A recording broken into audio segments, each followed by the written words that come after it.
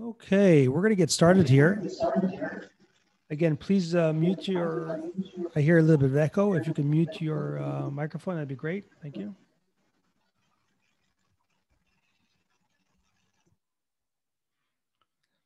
So welcome to today's webinar. We're very excited here and happy to partner with TAPA.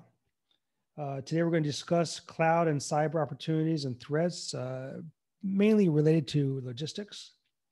TAPA, as you know, is a leading organization promoting security for the logistics industry, or logistics in general, I should say, sorry. And here in Blue Ocean, we focus on delivering a range of security solutions for organizations that take security seriously. Today's webinar will be around 40 minutes or 45 minutes. And after that, we will talk about some questions and answers. If you do have some questions, please write them down in the Q&A box on the bottom of your screen, and we'll approach that at the end of the speaking. We'll also be recording this webinar today for your information, and we will share that recording with everybody who has RSVP'd to this. So today the speaker will be led by Avichai, who is actually based in Israel today.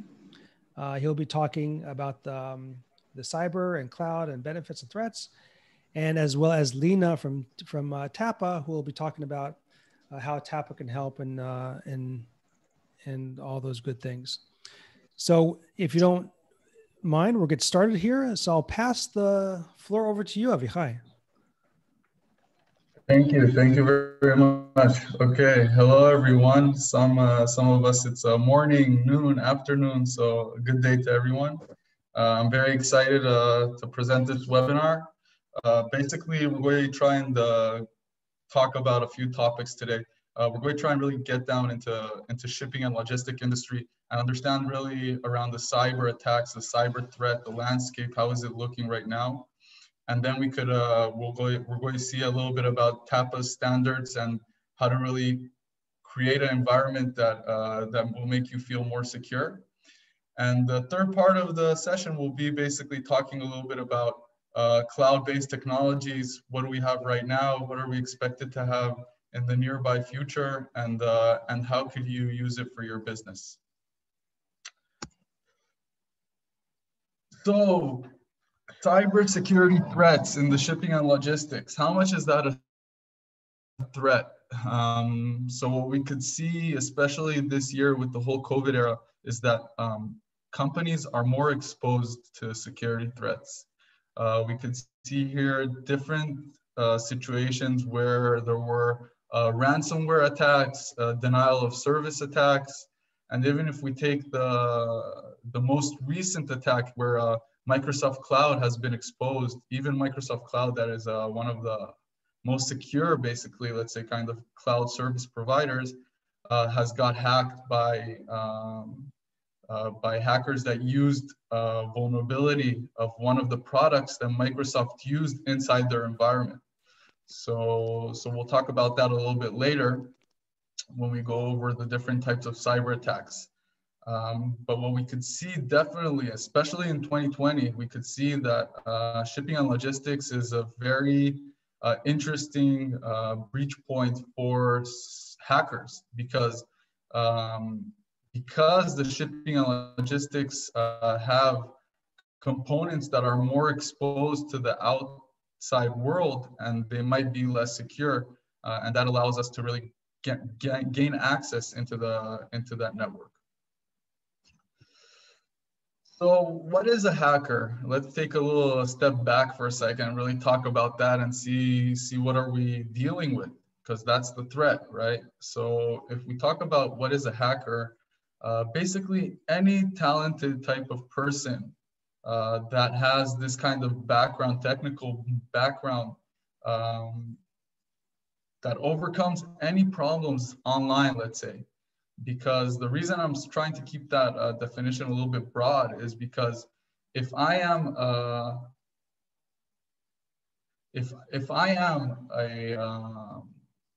an individual that has understanding around any type of software, right, and then basically I'm able to do the 1+1, saying, okay, if I know about this software, I'm able to maybe leverage the software to send information to me back to my home, for my own purposes, right? So in that case, basically a hacker is someone that has on one hand technical knowledge, but on the other hand, he's trying to solve these problems, or he's looking how to use his knowledge to really create these advantages for himself. Now, not every hacker is really like a malicious type of hacker. We see that there's, especially these days, we have the black hat type of hackers where we know they are trying to gain access to leverage that and to expose your business and maybe destroy your business or destroy your country in that case. But we also have on the other side, we have more kind of like white hat hackers where their state of mind is, first of all, I might enjoy it. I like hacking. And second of all is that the big vendors, the big companies, they need someone to try and hack their systems. And once you're able to hack the system, basically to send them that information and let them know about the vulnerability that they have. So exposing vulnerabilities is also kind of a, let's say, a business that hackers do. And these big companies give them a lot of money to do that. Okay, I heard there's a delay with the screen. Let's see if this screen has been passed. Okay, great. So here, this screen is a little bit complex. Let's try and break it into smaller pieces. But we're going to try and talk about a little flow of attack, really a cyber attack, what really happens. So as we said, we want to really find a vulnerability where it's a weakness that I could use and take advantage to get that unauthorized access or to gain that data that I want from your system, right? So on the left side, you can see different types of attacks where there's malware, where that's like, let's say, some kind of virus that comes into your system and just starts to ruining it out. There's the phishing type of attack. Phishing is where, let's say, you receive an email or you receive an SMS or you receive a WhatsApp on Facebook, LinkedIn, any social media, any type of thing, where basically there's something that seems very basic and makes sense, like a message from Microsoft to verify your account information, or a message from any type of vendor, but basically it's fake. Meaning if you take a good look, you'll see some elements there that are fake. And what they do, once you click on that, they gain access and they take your data. There's some kind of attack called man-in-the-middle attack, where basically, as if you look at a network component, I want to create a network component that's able to listen to everything that's going on in your environment without being detected. And that's pretty much a man in the middle. A denial of service attack is basically an approach where I say, I don't care about your data. I'm not trying to gain your data or access to your data. I just want to prevent you from continuing to work as you are right now. So what I do is I'll try and gain access into your network, and then I'll create this kind of function, let's say, that's a loop, an endless loop that will flood up your whole entire processing capabilities in your network. And that way it will deny the service that you have on that network. Another method is called SQL injection, where basically I am able to insert some kind of malicious code into your database where all your data is. And once that would be executed, I'll be able to take advantage of that data. A zero-day exploit is even, let's say it's very interesting and unique, but it's definitely worth mentioning. There are hackers that all they do is they take the big vendors' softwares or softwares that they know that their destination client, the destination that they want to hack basically has that kind of software. And they find vulnerabilities in that software level, meaning that's very complex, that's very unique and rare. But they're able to figure out if there's bugs. For example, if you're familiar with Microsoft operating system or Windows, as it's called, there's something called drivers, right? A little bit on the side, but a driver is supposed to translate the hardware communication with the operating system. So if, let's say, me as a hacker, I'm able to find a vulnerability in the driver coding that Microsoft created, that gives me the ability to really gain access to your network and system. So if we take a look at the right side and we take a look a little bit about this picture and the steps, and we'll start with step one. Basically, I need to find the first way to get into your network, right? So one of let's say the more common approaches is to be based on the web access that you have. So for example, let's say Ron needs to access now google.com, right? So he's going to write on his computer, on his web browser, he's going to write google.com.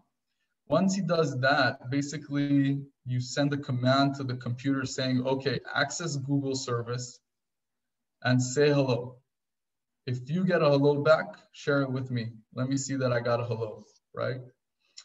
And if I'm able to understand that that kind of request is going to be executed, then I'm able to take advantage of the hello that's being sent back into the system.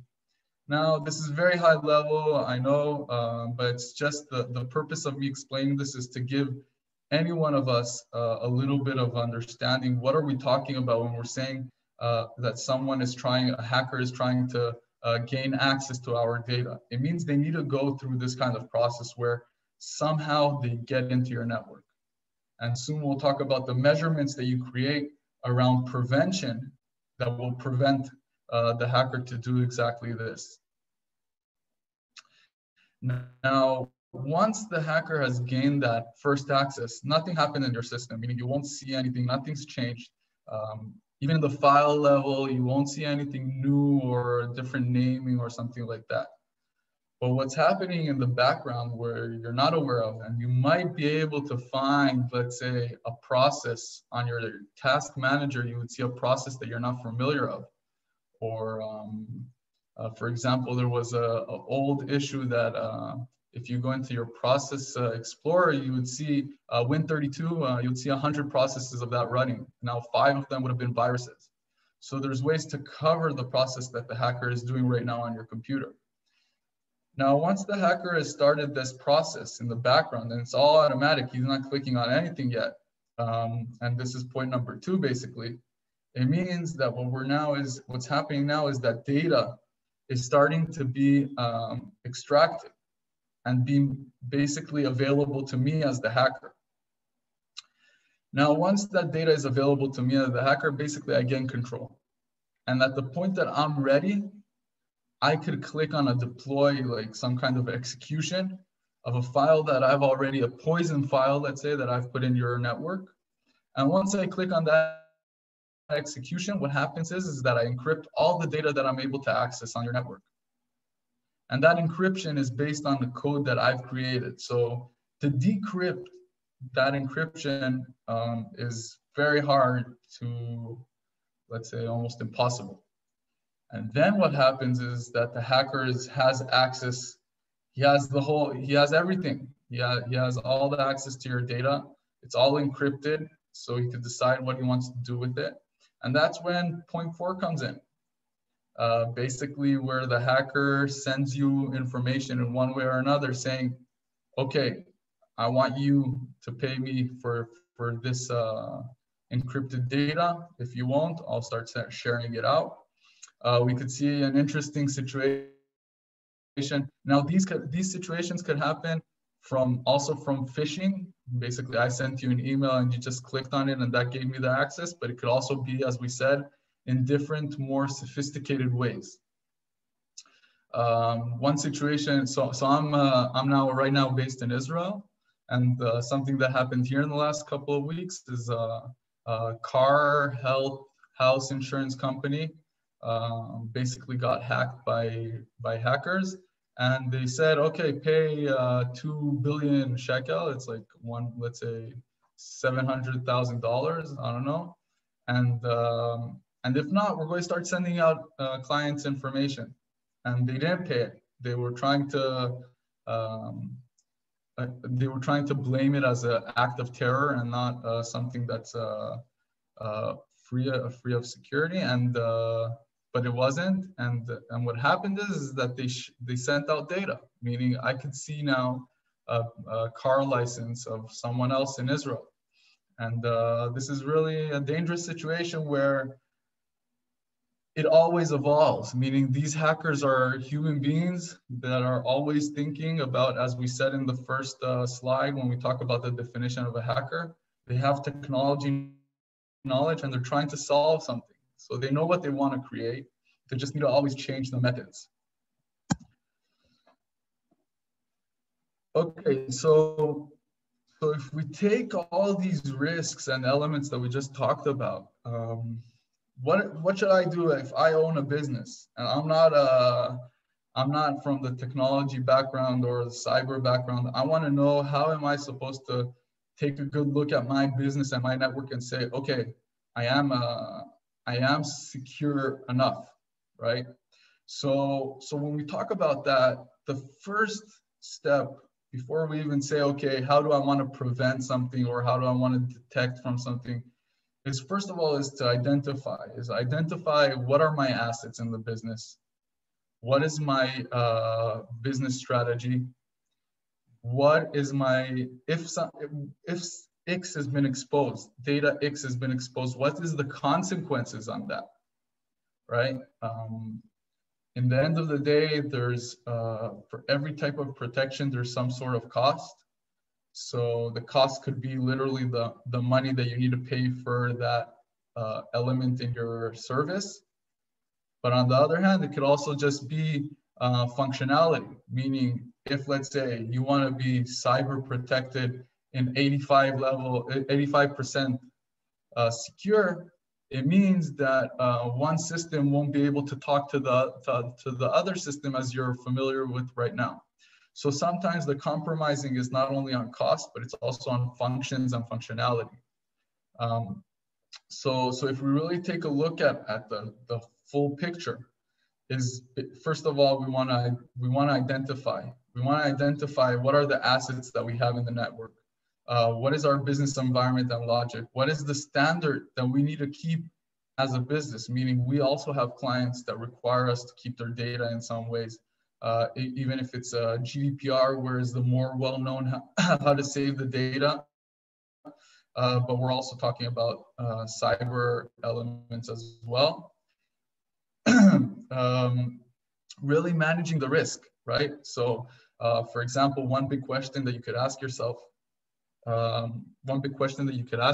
is, who am I protecting from? Am I protecting from this black hat, white hat?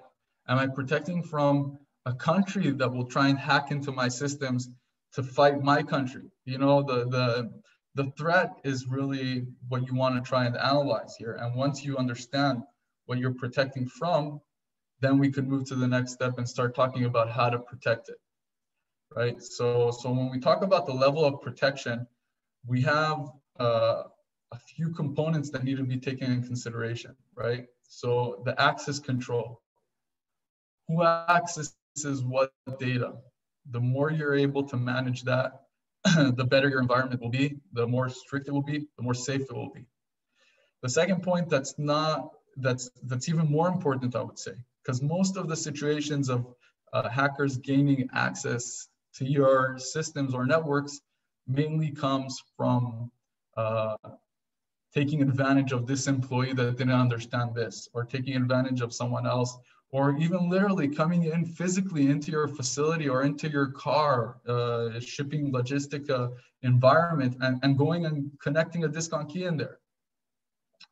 So also understanding about that awareness, that's the responsibility of each employee in the company to be aware of these threats.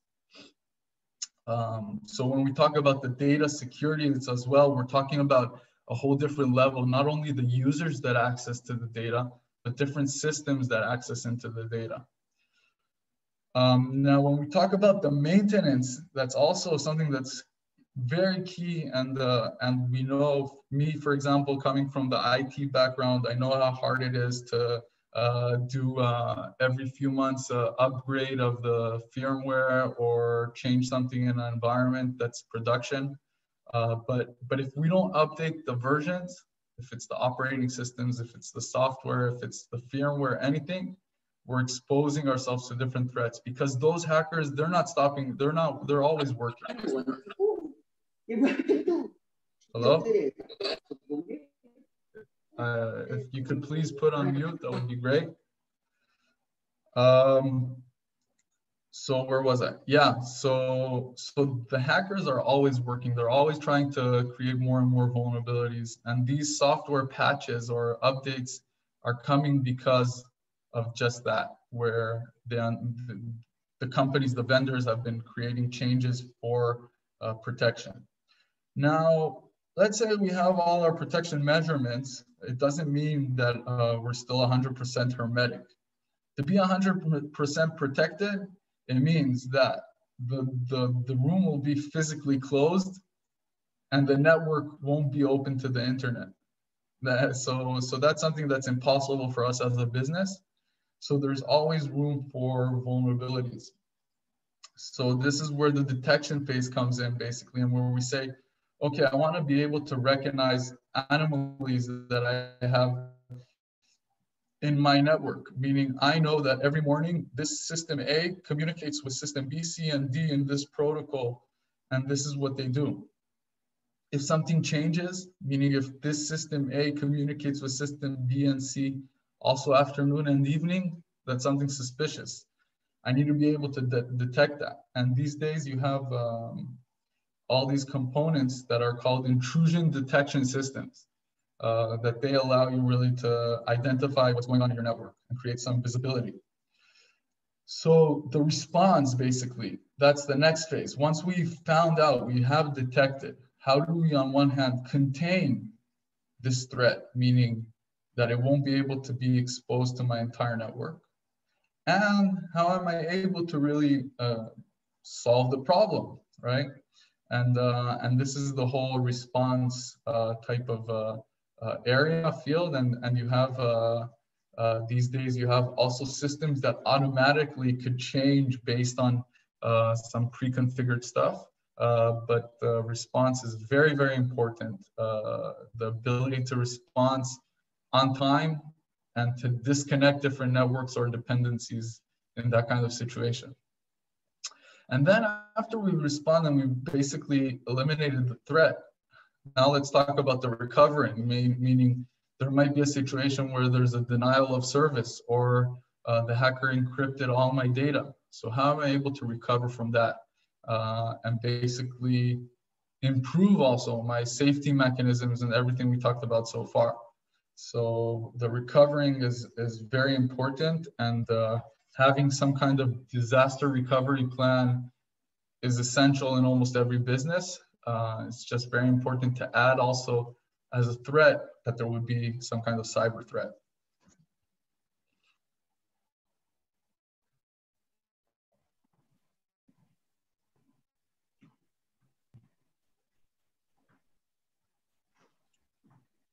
Okay, hello? So can you see my screen? Yeah. Okay, great. Lena, take it over.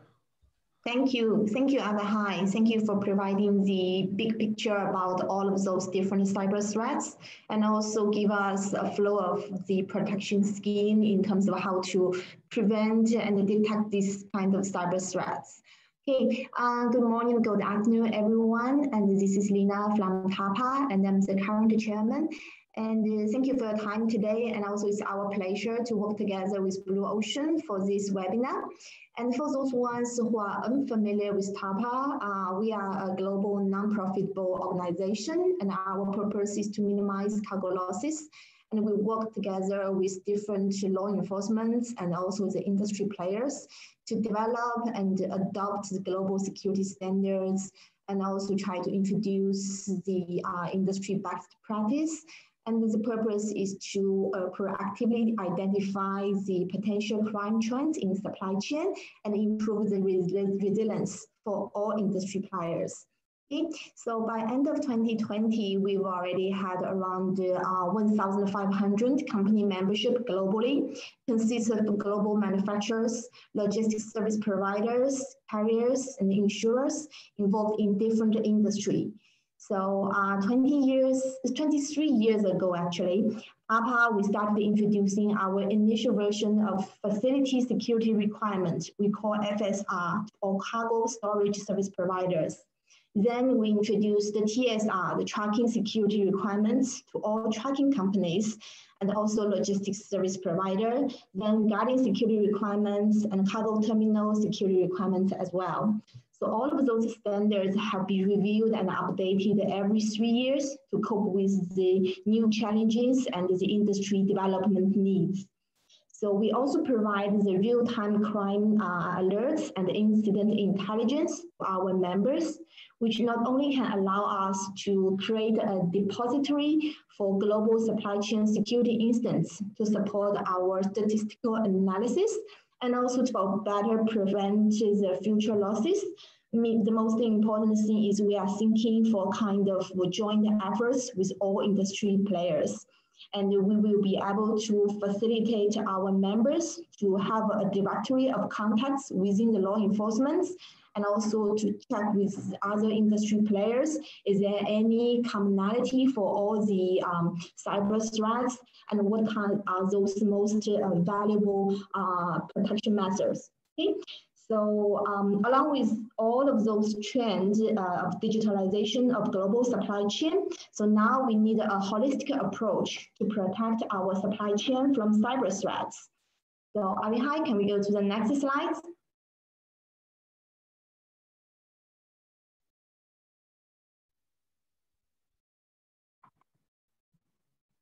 Thank you. Okay, so starting from 2 years ago, TAPA started developing our cybersecurity requirements to meet the increasing needs of our members' requirements. So different with the previous introduction of new standards for IT and cybersecurity requirements, TAPA Worldwide Change Control Board, this time we decided to have a phased approach. So which is starting with an enhanced option first, then a standalone global standard, which might come then this year for targeted buyers, because considering for the IT enhancement requirements, it requires a lot of investment, and this is a systematic approach. So this is why we need to introduce all of those requirements step by step. So this enhanced option containing only 8 basic requirements, which outlines the fundamental and most important elements from IT security perspective for the enterprise. And as you can see from what earlier Avihai just mentioned, it covers the access control, the information protection processes, awareness, all of these basic requirements in order to prevent the organization from cyber threats. So under current new normalcy, we can see in most of the companies, more and more employees work remotely, which provides flexibility. However, it also creates the advantages for cyber attack. So this year, many members have reported more frequent cyber attacks against their employees and organizations with less vigilance and organizations with less vigilance have suffered more losses. So this is why TAPA 2020 FSR and TSR requirements, we started incorporating cybersecurity requirements and keep emphasizing the importance of employee security awareness training from both physical and information angle. So as you can see, for these 8 security requirements, this is just a start. Okay, so Avihai, can we go to the next slide?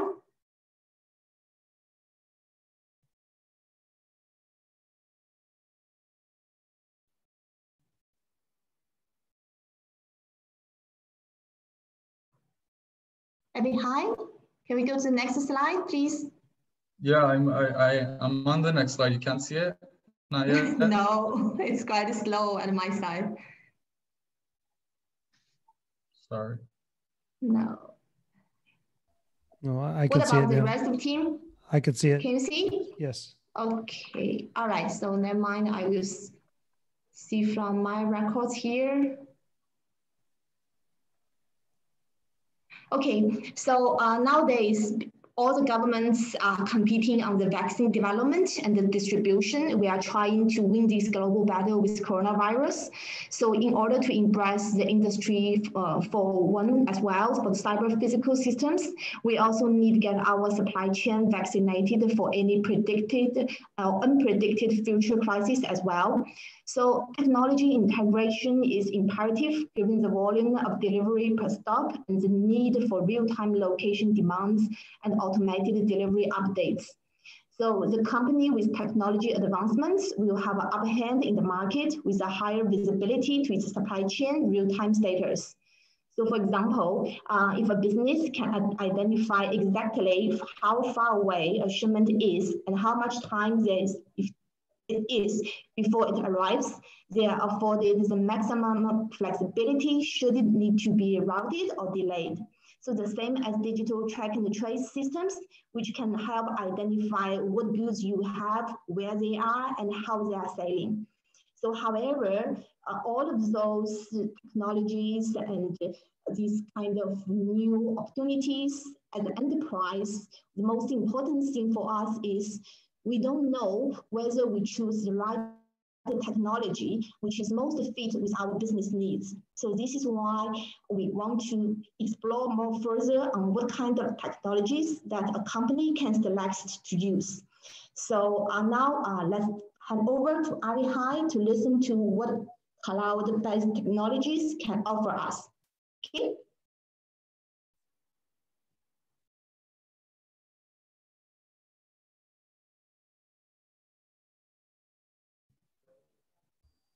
Okay, it looks like we may have lost Avihai here. Give us one moment, please. Just give us a moment. The network is quite terrible today.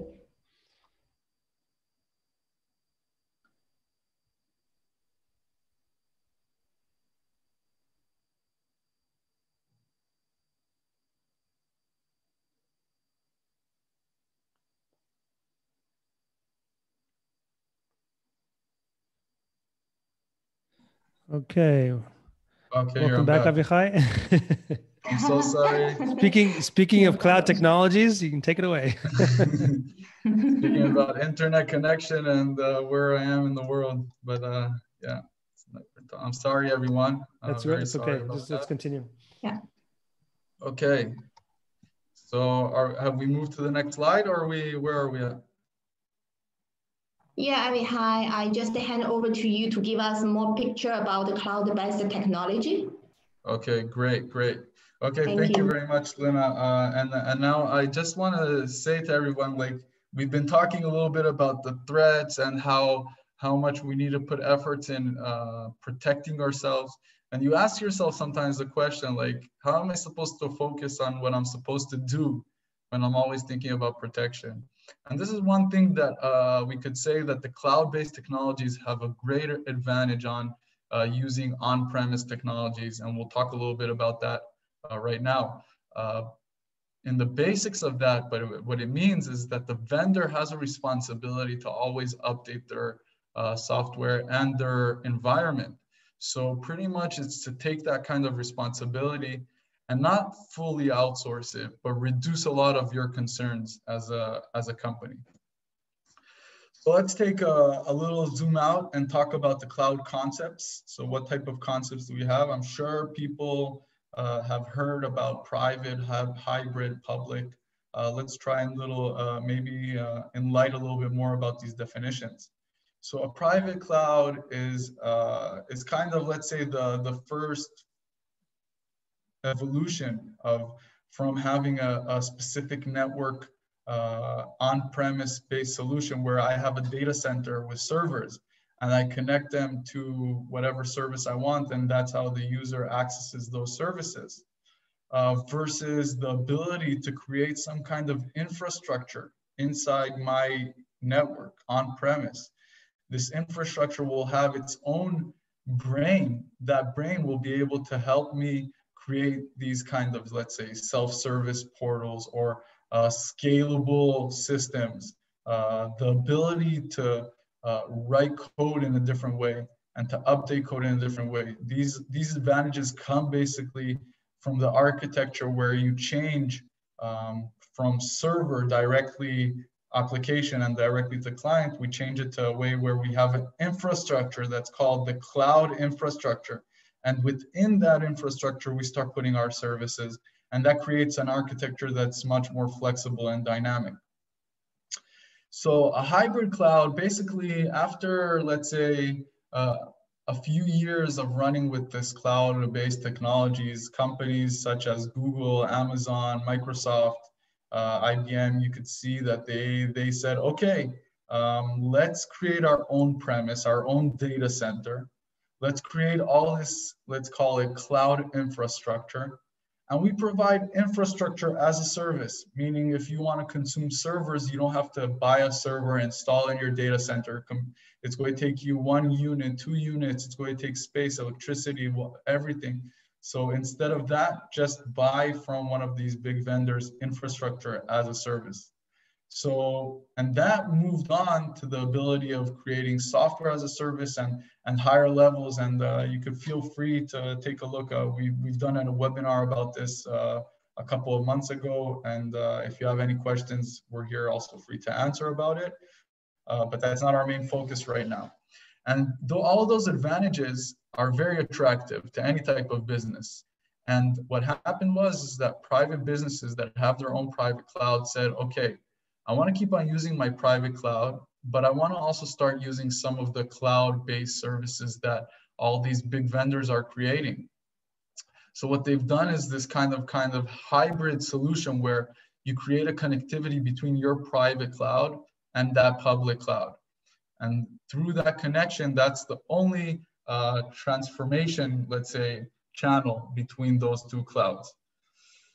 The third type of, let's say, architecture would be a fully pure public cloud where you take from one of these vendors a wide range of services, and it's scalable and it's on demand, and you have ways to do cost reduction. And as an infrastructure, it's much easier and protective, if we take a look at the cyber element, to have this kind of setup.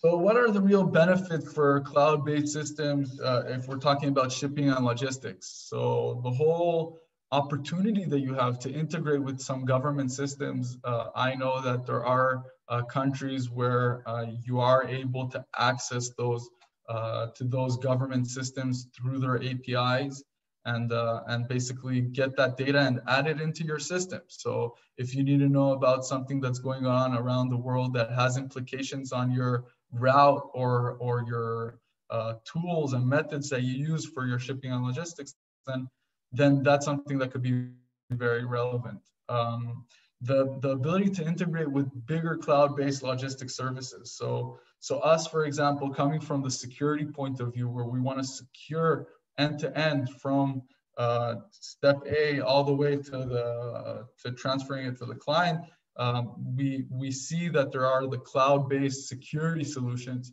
and we also see that there are logistics services that are provided on the cloud technology. And there's a very strong integration between those, meaning the ability to integrate video footage with some warehouse management system or something like that is much more realistic. 5 years ago, I don't think it was really there. APIs for customization. So far, mainly you get a product and you have to deal with it. Right now on these cloud-based technology systems, the vendors understand that if they don't have an API that the client could customize their own needs, they're not part of the game here because the rest, everyone has.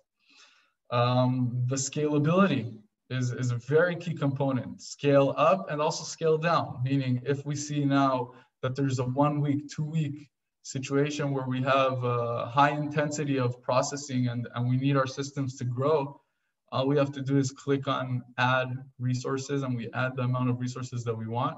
And by the end of the week, we could also reduce those resources. More than that, there's automatic services that all they do is utilize the resources that you buy on the cloud. So there's many ways of saving money on this. So if we talk a little bit about the benefits of cloud systems that have changed a little bit, the shipping and logistics kind of approach, let's say, and when we're talking about security components as well, this is a few examples of how we could see the main advantages of moving to the cloud. So if so far we've been monitoring the trucks or any type of component that's mobile, we would monitor it by GPS. Now the whole concept of moving to IoT, where you could connect sensors to any type of components, and by using the internet sensors, meaning through 4G, 5G, any other way where there's a type of reception, if you put a peer-to-peer access, point-to-point, there's many options where you'll have a much more stable and immediate response to what's going on your end state.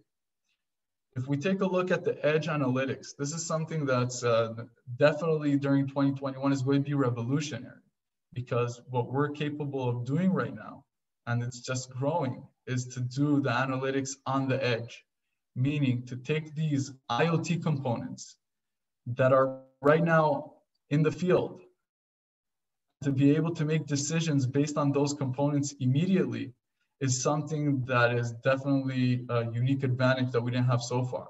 So for example, if we're now in a truck and I need to be able to analyze what's going on the road to get an exact response. If anyone's familiar of a company like Mobileye that's doing autonomous trucks, you can make response that would be one as a recommendation, but in the future it could be real response coming from the system and even takes you out of the picture.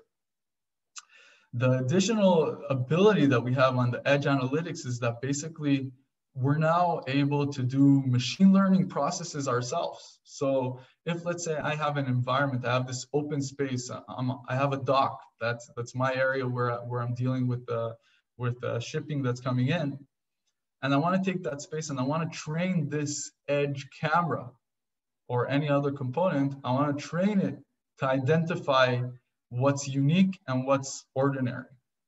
And the ability to do that is here today, meaning us as end users are able to set up those kinds of setups.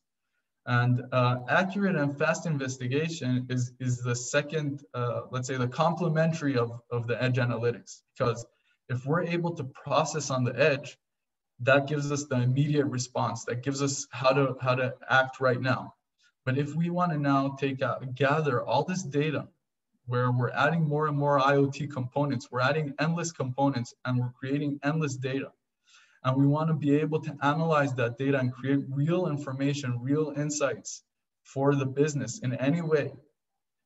That's where the investigation comes in, where there's these days business intelligence tools, BI tools that are very advanced and special, that are cloud-based. Yeah, so pretty much that's a quick overview. I hope it was beneficial, and we are all available for questions, Lena and me as well. Okay. Feel free to contact us. Thank you, Avichai. So if you're here online, you can write a question under the Q&A box, which you should find on the bottom of your screen. In the meantime, we had a couple questions come in, so we can start with that, Avichai. Sure. First one here is somebody asked, where can we learn more about TAPA? And I guess I can answer that. Basically, in the show notes, we will send together with the recording notes to everybody that RSVP'd, and we'll add some show notes there, including more information about TAPA and how you can contact TAPA if that's something you want to be part of, which I fully recommend. Another question we had here is about the Kuala Lumpur International Airport. Somebody asked about specific applications about the KL International Airport. Lena, you and I talked about this in advance. What would you say about that?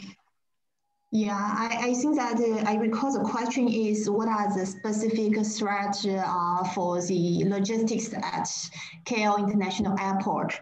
So this is quite a specific question, and I would suggest number one, I'm not sure whether this is our member or not. If you are a member, you can log into our intelligence, the instant system, IIS, and on that you will be able to search all the historical incidents occurred in the Malaysia International Airport. And also, if you couldn't find any historical instance, and we also can use other resources from our members in Malaysia and try to dig out more, because this is a specific question, and normally we won't generate the report for specific location, but we will provide the overall regional or global level threat analysis report. Okay, great. Thank you. Yes, that's a good question. But again, what we're talking about here is general principles that would likely be used no matter where you are. The next question here is, I guess, Avichai, it's really for you. Is it why would the public cloud be more secure than like a private cloud? Can you talk about that for a minute, maybe? Yeah. So that's a great question. I could give a few points about like things that we've mentioned right now. For example, let's say, let's take the private cloud, where I have an environment with 10 to 15 different systems. I'm a small, medium business size, and I'm providing service to my organization. Now, if I'm a small, medium business size with 10 systems, it means, let's say I have an IT team of 5 people, something like that. And my responsibility is to maintain, is to update, upgrade, all the things that IT has been doing for the last 20 years. Now, add to that cybersecurity elements and ask yourself, what is the chances that someone would drop the ball and would miss out one or two, enough to miss out one part of the standards, for example, that TAPA is presenting, then you're exposed, and you're in a situation that you could get hacked. Now, on the public cloud, on the other hand, not only that IT team that we're talking about, their focus has totally changed, and they're working with different tools that help them get insights of your health, of your environment. There's also the vendor itself that has the biggest responsibility on maintaining and this high standard for cybersecure environment. Okay. Does that answer?